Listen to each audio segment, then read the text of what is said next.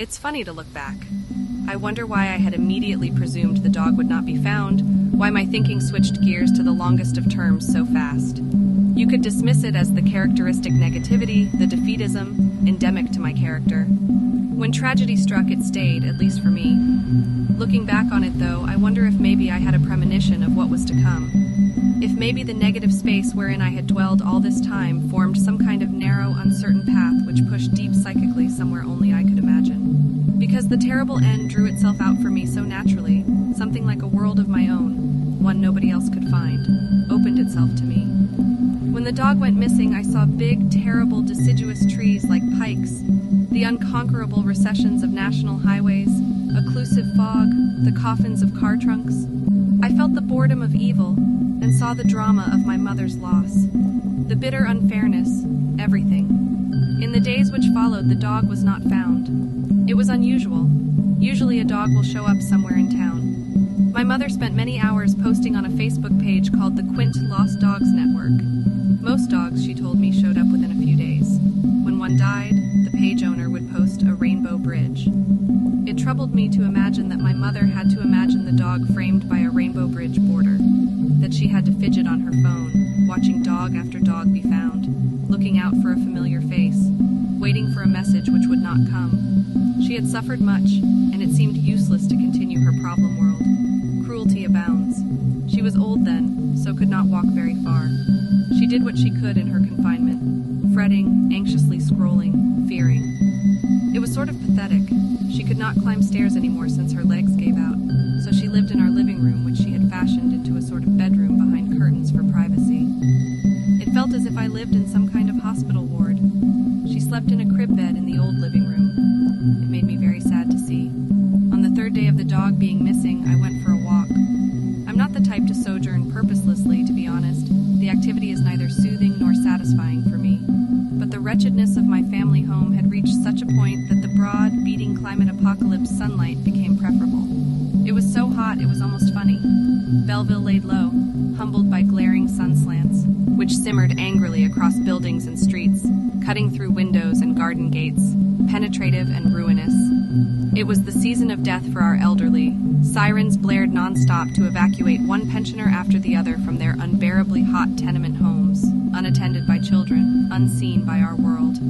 Their hearts would give out then, like a puppy in an oven.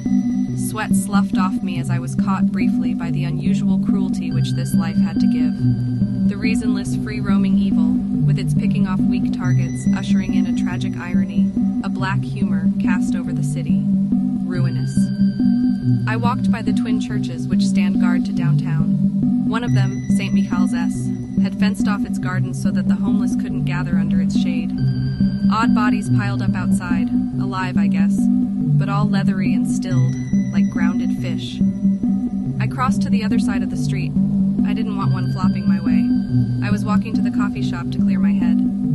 At the time, there was one perched on the corner of Dundas and Pinnacle. I felt sort of bad, like a doctor abandoning his patient mid-surgery. But was I my mother's keeper? I don't think so. Besides, you should have heard all she had to say to me. How she once pulled my laundry from my hands, the mouth foaming like a rabid dog, the evil in the eyes. The house was possessed or something. I got my coffee in the cool air conditioning and sat in the corner, head down, ignorant-like. There are a lot of lonely men in dried-up places like these. I have a sort of youthful look to me, and these men will latch onto it. These days, part of me almost wants one of them to try. Just see how loud I can get, how angry. I will kill one who touches me again. I will, reader. I will kill him who touches me again. I lost a kind of decency I used to have when I was younger. The coffee is sort of nice, bland, middling. Reminds me of the cafe here. It's quite spacious and tidy with few customers and a big, uninteresting menu. It's in the lower part of some sort of business center, so usually the only guys in here are me and some professional types. It's not one of those independent, liberal places. Those attract the types of yogic old men who would try to assault me. They also tend to attract loud people who talk loudly about their opinions on the issues of the day. These types of people are evil. So I stick with my professional, bland place. It's quiet, and as an added bonus, the staff here are sort of rude. I think their rudeness keeps out a lot of business like gargoyles warding off demons. There's a sort of brutal and European distance to them. They understand that there is suffering and they don't make you feel crazy by ignoring it. They are solemn and organized, priest-like almost. But I'm digressing here. The dog was gone. I forgot why I had come, which was to give out some posters stuffed in my pockets that Mom had printed out. One time I lost control careening headfirst into big angry traffic, marked to die.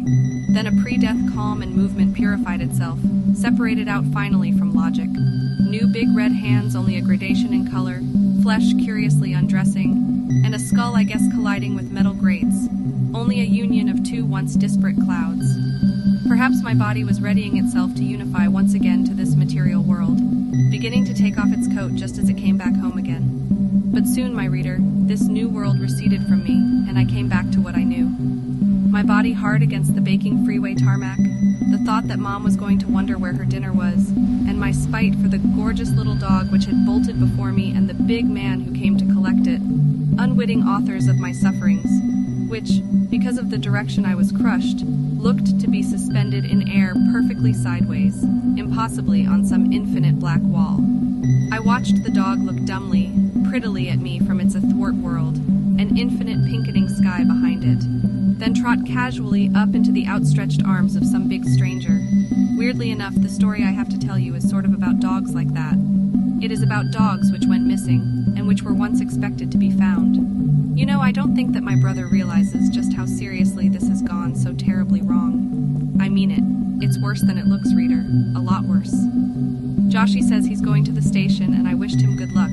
He's a good man, after all. But I know the case will outmaneuver these cops. He and his vaulted boys cannot solve everything, though I wish just as well as you that they could.